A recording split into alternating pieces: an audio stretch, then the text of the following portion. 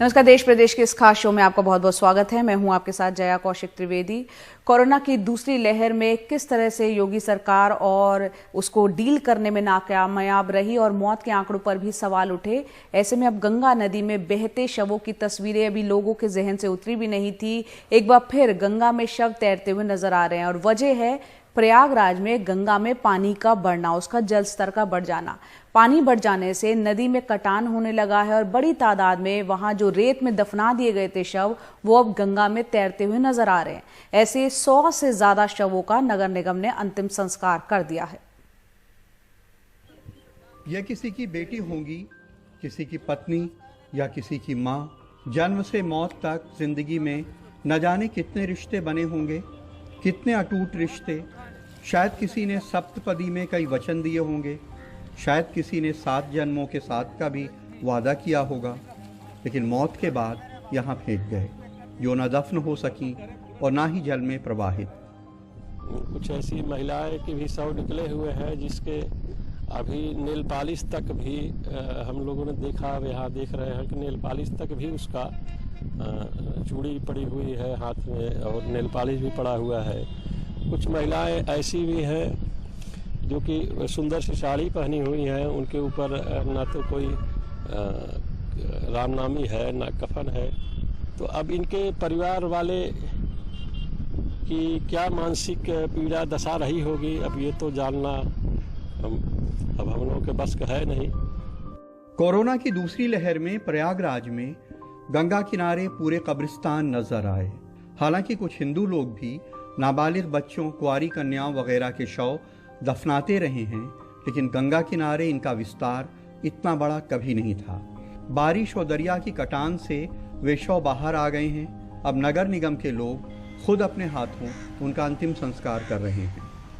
हम हर एक प्रत्येक शव का अलग अलग चिता सजाते हैं, उसको सजवा रहे हैं, तैयार करवाते हैं और प्रत्येक शव पे देसी घी का अर्पण होता है, चंदन का अर्पण होता है और कपूर से उनका मुखाग्नि दी जा रही है। और जो भी मुझे ज्ञान प्राप्त है उसका साथ साथ में मन ही मन मंत्रोच्चारण स्वतः करता रहा।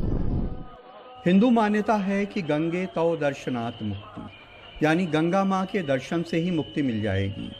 इसीलिए गंगा में स्नान से लेकर गंगा के किनारे अंतिम संस्कार तक की परंपरा रही है, लेकिन अपने प्यारों को गंगा किनारे फेंक देने की मिसालें शायद ही मिलती हों। ये तो देखने से ही आपको ही स्पष्ट है कि ये नली लगी हुई थी कि एक बीमार आदमी था कोई, उसके परिवार वाले जैसे अपना वो पीछा छुड़ाने के लिए अपना यहाँ ऐसे तैसे छोड़ छाड़ के चले गए। नहीं तो भाई अब उनको अपने शव से, अपने परिजन से भय हो गया, क्या था अब हम तो बता नहीं पाएंगे, लेकिन छोड़ के चले गए। तो दिख ही रहा है कि ऐसे ही छोड़ के चले गए हैं। बहादुर शाह जफर का एक शेर है कि कितना है बदनसीब जफर कि दफन के लिए 2 गज जमीन भी ना मिली कुएं यार में। वाकई वो कितने बदनसीब होंगे जिन्हें दफन के लिए ना तो 2 गज जमीन मिली, ना बहने के लिए कोई दरिया। अब कोई मरने के बाद अपना अंतिम संस्कार तो कर नहीं सकता है। जाहिर सी बात है किसकी गलती है, घर वालों की, उनके चाहने वालों की। प्रयागराज में नितिन और लखनऊ में कैमरामैन राजेश गुप्ता के साथ कमाल खान, एनडीटीवी इंडिया। और अब बात करते हैं किसानों के साथ हुई धोखाधड़ी की। मध्य प्रदेश में मछली पालन से दोगुनी कमाई का लालच देकर कई किसानों से कथित तौर पर करोड़ों की ठगी कर ली गई। बाकायदा कॉन्ट्रैक्ट किया गया, कागजात बने, यहां तक कि शमशाबाद से बीजेपी विधायक भी इस जाल में फंस गई। बावजूद उसके पुलिस ने अब तक कोई सख्त कार्रवाई नहीं की है। मध्य प्रदेश के अलावा पड़ोसी राजस्थान और यूपी में भी फिशरीज कंपनी पर करोड़ों रुपए की ठगी का आरोप है। देखते हैं रिपोर्ट।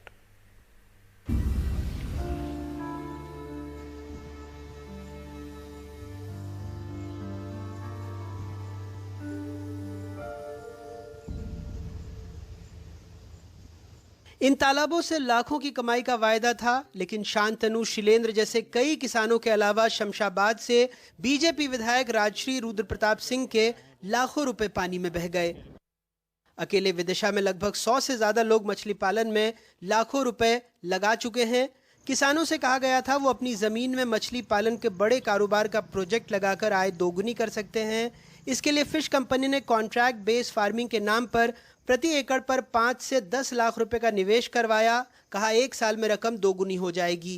किसानों को ये 20 महीने में दुगनी राशि लगभग मिलेगा। कॉन्ट्रैक्ट फार्मिंग का स्कीम बताई थी उन्होंने, उनसे कॉन्ट्रैक्ट भी किया था किसानों से, और उन्होंने कहा था कि हम आपको 60,000 रुपये 5.5 लाख रुपए जमा करने पे 60,000 रुपये महीना देंगे, तालाब बनवा के देंगे आपको, इसमें मछली का बीज डाल के देंगे, स्पेशलिस्ट यहाँ पे आके निगरानी करेंगे, देखभाल करेंगे। पर जो उन्होंने हमसे कॉन्ट्रैक्ट किया था उसका उन्होंने बिल्कुल भी पालन नहीं किया। जी बिल्कुल यही बताया गया था कि अगर आप 5,50,000 रुपये का निवेश करेंगे तो आपको 11 से 12 लाख रुपए मिलेंगे 15 महीने के अंतराल में। और हम इसके बाद न्यायालय की शरण लेंगे, क्योंकि हमें लगता है कि पूरे सिर्फ मध्य प्रदेश विदिशा जिले नहीं, पूरे मध्य प्रदेश और पूरे देश में, भारत देश में कई जिले हैं, कई प्रदेश हैं जहाँ पे इस टाइप के प्रताड़ित किसान हैं, और ये हजारों की संख्या में है। दुगना करके 10 लाख कर देंगे। ठगी की शिकार बीजेपी विधायक भी हुई। उनके परिजनों ने भी स्कीम में लाखों रुपए लगा दिए। इन्होंने 11 लाख रुपए, एक तो 11 लाख रुपए की स्कीम थी और एक 5.5 लाख की स्कीम थी, उसके थ्रू इन्होंने पैसे लगवाए। जब मुझे ये लगा कि अब ये पैसे वापस नहीं आ रहे तो काफ़ी सारे लोग इसमें मेरे पास आने लगे कि क्या आपके पैसे वापस आए।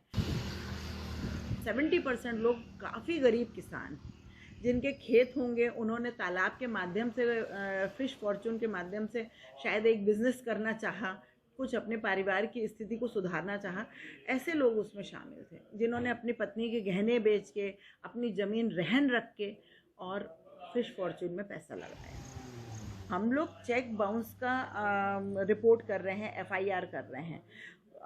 कोहे फिजा में वो लोग जब अपने चेक बाउंस की रिपोर्ट लेके पहुंचे और उन्होंने बताया तो FIR नहीं की गई। जब हम CM के पास जाएंगे तो हम वहां से हरियाणा CM को भी इस बात की तो खबर करें। पुलिस के पास स्कीम के ब्रोशर, बैंकों के फर्जी FDR, चेक और अहम दस्तावेज पहुंचे हैं, जिसमें बताया गया है कि आधा और 1 एकड़ जमीन पर तालाब बनाने वाले हैं। इसमें 5,50,000 के निवेश पर 19 महीने तक 60,000 रुपए देने का वादा था। दूसरे में 1 एकड़ जमीन पर 11,05,000 के निवेश पर 18 महीने तक प्रतिमाह 1,25,000 रुपए देने का वायदा किया गया था। कंपनी ने किसानों को विश्वास दिलाया कि जमा राशि का FDR बना कर देंगे, साथ में PDC चेक देंगे। कंपनी के समय पर भुगतान नहीं करने पर FDR से राशि निकाली जा सकेगी, लेकिन पुलिस ने 2 दिनों में पार्टनर्स का झगड़ा बताकर कंपनियों को क्लीन चिट दे दी।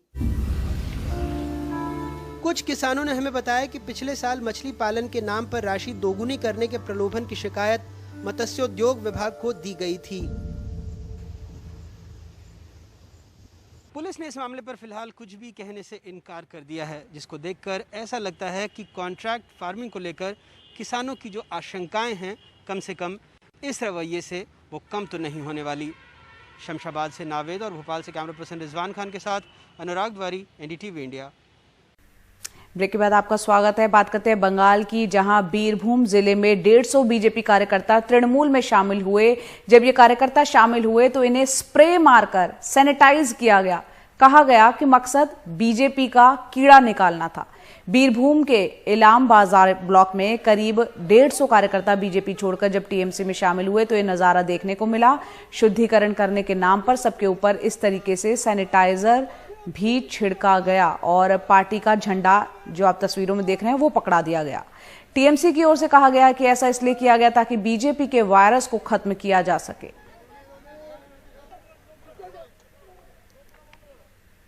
बात करते हैं कृषि कानूनों के खिलाफ दिल्ली बॉर्डर पर चल रहे किसानों के आंदोलन की, जिसमें तेजी लाने के लिए संयुक्त किसान मोर्चा ने ट्रैक्टर यात्रा निकाली।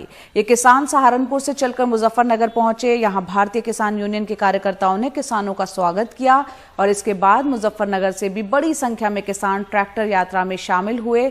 इसके बाद ये सभी लोग मेरठ टोल प्लाजा पहुंचे। सभी किसान गाजीपुर बॉर्डर के लिए आज रवाना होंगे। राजस्थान में पाकिस्तान की सीमा के करीब से एनसीबी ने 56 किलो से ज्यादा हेरोइन बरामद कर 6 लोगों को गिरफ्तार किया है। बरामद की गई हेरोइन की कीमत 250 करोड़ रुपए है। ये हेरोइन पाकिस्तान से पीवीसी पाइपलाइन के जरिए सीमा तक लाई गई थी। हेरोइन भेजने वाले शख्स का नाम मलिक चौधरी है। वो लाहौर का रहने वाला बताया जाता है।